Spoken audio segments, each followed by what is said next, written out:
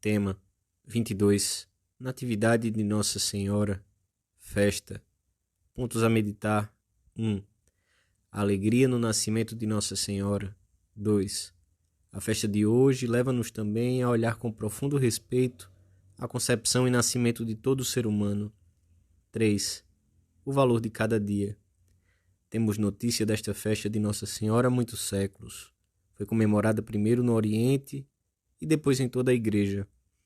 É uma festa cheia de alegria, pois celebramos o nascimento daquela que seria a Mãe de Deus e também Mãe Nossa. A sua chegada ao mundo é o anúncio da proximidade da redenção. Muitas nações e cidades, sob diversas invocações, celebram hoje a sua padroeira. Pelo sinal da Santa Cruz, livrai-nos Deus nosso Senhor dos nossos inimigos. Em nome do Pai, do Filho e do Espírito Santo. Amém. Meu Senhor e meu Deus, creio firmemente que estás aqui, que me vês, que me ouves. Adoro-te com profunda reverência. Peço-te perdão dos meus pecados e graça para fazer com fruto este tempo de oração. Minha Mãe Imaculada, São José, meu Pai e Senhor, meu anjo da guarda, intercedei por mim.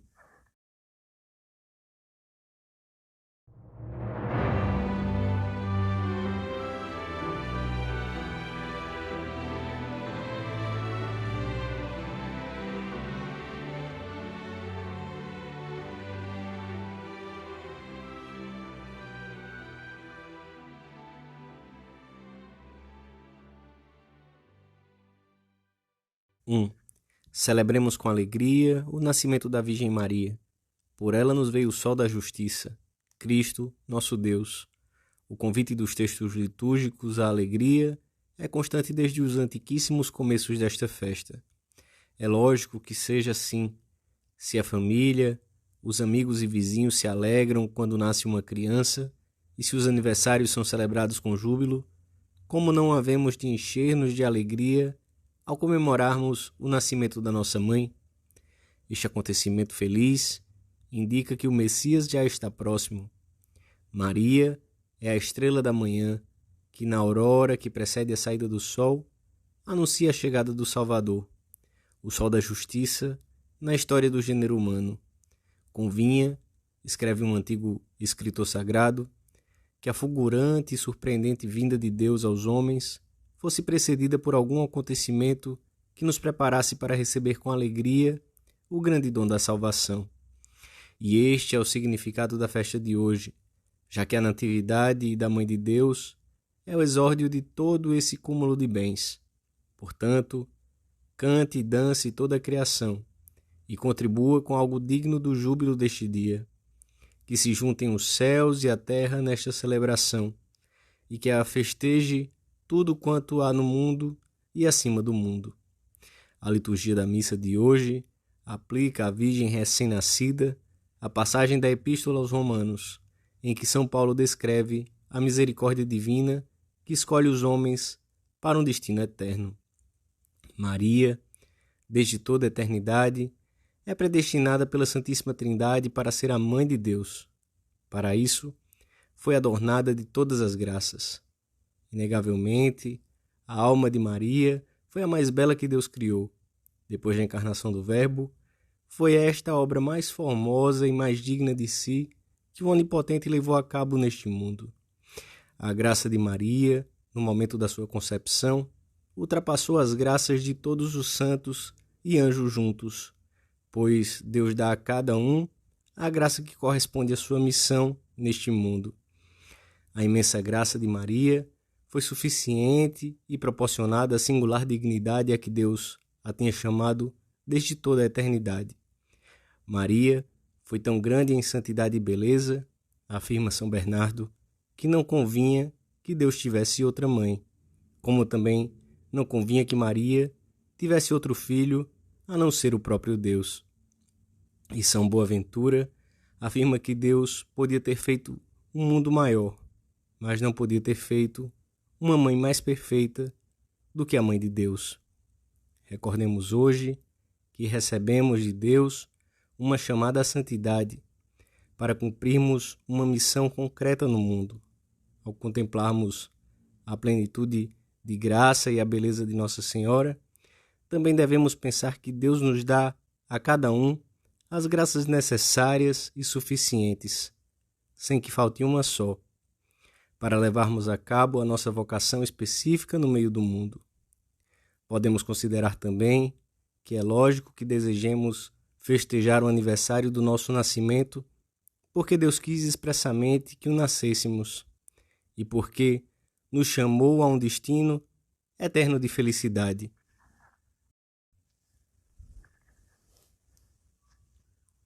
Dois. Exulte, ó Deus, a vossa Igreja, pois nos alegramos pelo nascimento de Maria, que foi para o mundo inteiro esperança e aurora da salvação. Quantos anos celebra hoje a nossa mãe? Para ela, o tempo já não passa, porque alcançou a plenitude da idade, essa juventude eterna e plena que nasce da participação na juventude de um Deus que, conforme diz Santo Agostinho, é mais jovem do que todos, precisamente por ser eterno e imutável. Talvez tenhamos podido ver de perto a alegria e a juventude interior de alguma pessoa santa e contemplar como, de um corpo que carregava o peso dos anos, brotava uma juventude de coração com uma energia e uma vida irreprimíveis. Essa juventude interior é tanto mais profunda quanto maior a união com Deus. Maria, por ser a criatura que mais intimamente se uniu a Ele, é certamente a mais jovem de todas as criaturas. Nela, juventude e maturidade confundem-se, como também em nós, quando caminhamos a direito para Deus que nos rejuvenesce cada dia por dentro e, com a sua graça, nos inunda de alegria. Desde a sua adolescência, a Virgem Maria possui uma maturidade interior plena e proporcionada à sua idade. Agora, no céu, com a plenitude de graça, a inicial e a que alcançou com os seus méritos, unindo-se à obra do seu Filho, contempla-nos e presta ouvidos aos nossos louvores e súplicas. Hoje, escuta o nosso canto de ação de graças a Deus por tê-la criado. Olha-nos e compreende-nos, porque ela, depois de Deus, é quem mais sabe da nossa vida, das nossas fadigas, dos nossos anseios. Quando nasce um filho, todos os pais pensam que é incomparável. É o que muito naturalmente devem ter pensado São Joaquim e Santa Ana quando Maria nasceu. E não se enganaram. Todas as gerações a chamariam bem-aventurada. Joaquim e Ana não podiam suspeitar naquele dia o que havia de ser aquele fruto do seu casto amor. Nunca se sabe. Quem pode dizer o que será uma criatura recém-nascida? Nunca se sabe. Cada uma é um mistério de Deus, que vem ao mundo com uma missão específica do Criador. A festa de hoje leva-nos a olhar com profundo respeito a concepção e o nascimento de todo ser humano, a quem Deus deu o corpo através dos pais e infundiu uma alma imortal e irrepetível, criada diretamente por Ele no momento da concepção. A grande alegria que, como fiéis, experimentamos pelo nascimento da Mãe de Deus, comporta ao mesmo tempo para todos nós uma grande exigência. Devemos sentir-nos felizes quando se forma uma criança no seio de uma mãe e quando vê a luz do mundo, mesmo quando o recém-nascido exige renúncias, limitações, sobrecargas. Sempre deverá ser acolhido e sentir-se protegido pelo amor de seus pais. Todo ser humano concebido é chamado a ser filho de Deus, a dar-lhe glória e a gozar de um destino eterno e feliz.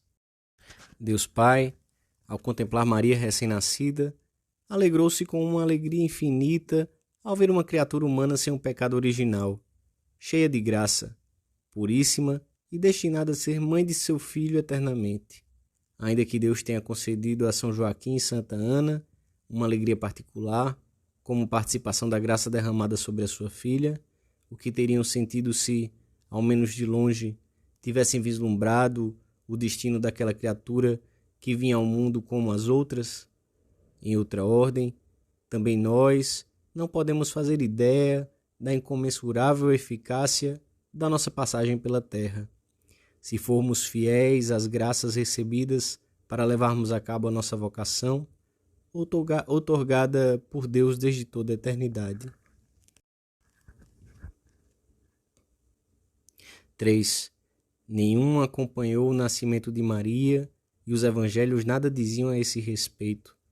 Nasceu talvez numa cidade da Galiléia, provavelmente na própria Nazaré, e naquele dia nada se revelou aos homens. O mundo continuou a dar importância a outros acontecimentos que depois seriam completamente apagados da face da terra, sem deixar o menor rastro. Com frequência, as coisas importantes para Deus passam desapercebidas aos olhos dos homens, que sempre procuram o extraordinário para enfrentarem a sua existência.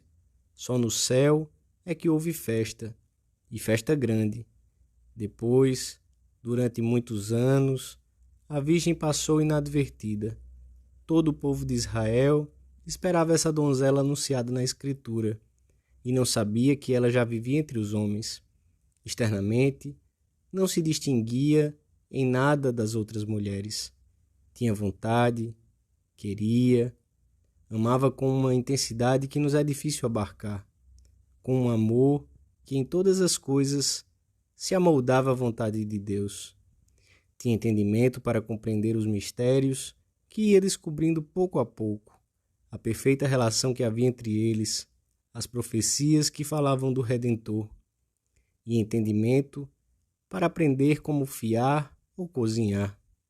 E tinha memória, guardava as coisas no seu coração e passava de umas recordações para outras.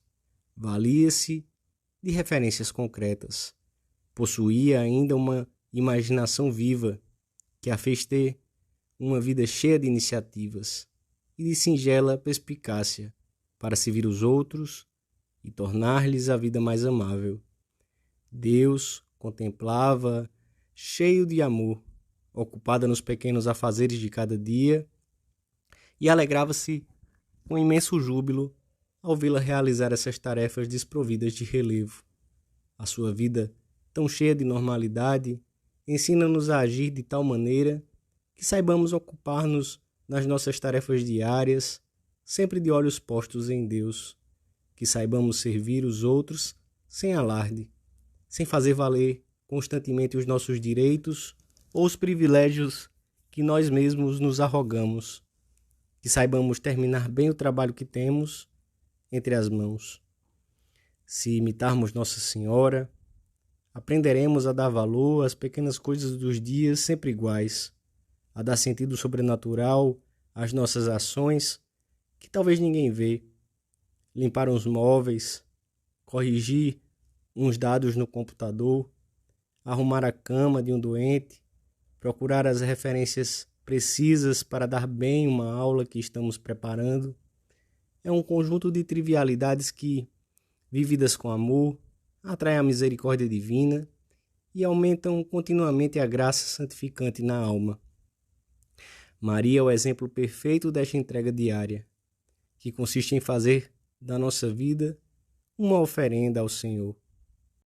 Sob diversas invocações, muitas cidades e nações celebram hoje esta festa, com uma intuição certeira, pois se Salomão, ensina São Pedro Damião, celebrou solenemente com todo o povo de Israel um sacrifício tão copioso e magnífico para comemorar a dedicação do templo material, qual e quanta não será a alegria do povo cristão ao celebrar o nascimento da Virgem Maria, em cujo seio, como num templo sacratíssimo, desceu o próprio Deus em pessoa para dela receber a natureza humana, dignando-se viver visivelmente entre os homens.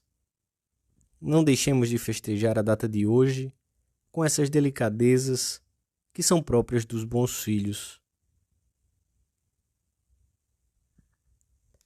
Dou-te graças, Senhor, pelos bons propósitos, afetos e inspirações que me comunicaste nesta meditação. Peço-te ajuda para os pôr em prática. Minha Mãe Imaculada, São José, meu Pai e Senhor, meu anjo da guarda, intercedei por mim.